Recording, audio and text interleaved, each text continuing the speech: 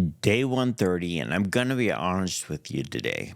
I'm tired. Not the good kind of tired, not the tired that comes from a full day of productive work and clean living and miles on the treadmill. Just tired, a little sore, a bit of the crud, and it's the kind of low-grade drained feeling that makes everything feel slightly harder than it should be.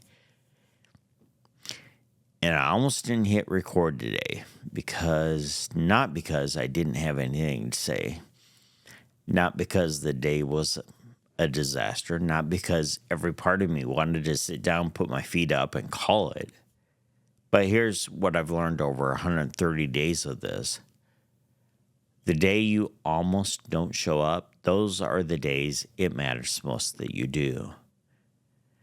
There's a verse in Galatians that I keep coming back to on days like this, Galatians 6:9.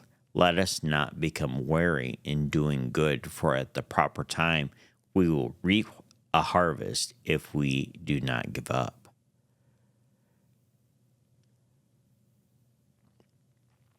So let's not get tired of doing what is good. At just the right time, we'll reap a harvest of blessing if we don't give up. Don't get tired of doing what is good. I want you to notice something about that verse. It doesn't say don't get tired. It says don't get tired of doing what is good, because the tiredness is assumed. Paul is not writing to people who are fresh and energized and feel great about life. He's writing to people who are worn down, people who have been at it long enough to feel it in their bones. He's writing to people who feel exactly like I feel today. And his words to them and to me is, don't stop. The harvest is coming. Don't give up before it gets here. 130 days ago, I made a commitment to doing this.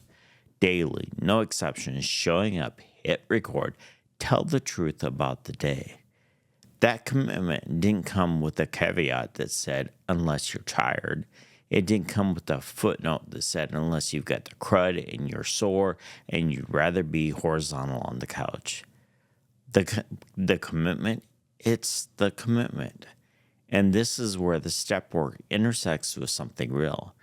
Step 3 of the 12 steps says we made a decision to turn our will and our lives over to the care of God. Not the parts of our will that feel good to surrender, not the decisions that are easy to hand over. It's our will, the whole thing, including the part of me today that wants to bail on the commitment because I don't feel great. Turning my will over doesn't mean I become a robot. It means I stop letting how I feel in any given moment be the deciding vote on whether I do the right thing today. So the right thing was to hit record, and I did.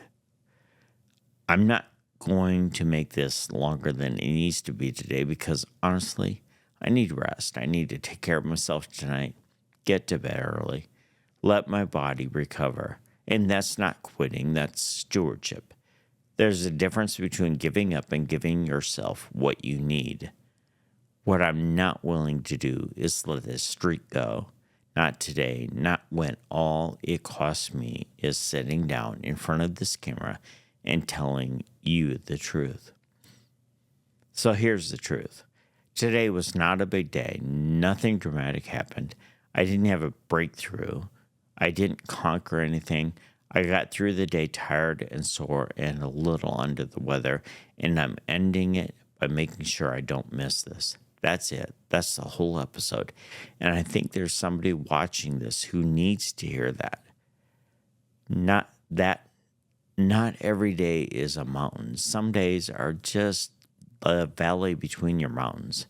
And the job on those days isn't to perform your way through it. The job is not to quit. Don't quit on the valley day. Just get through it faithfully. Tomorrow, I'm going to rest. I'm going to protect my sleep tonight and let my body recover and come back ready. But tonight I showed up. Day 130. See you tomorrow. One day better.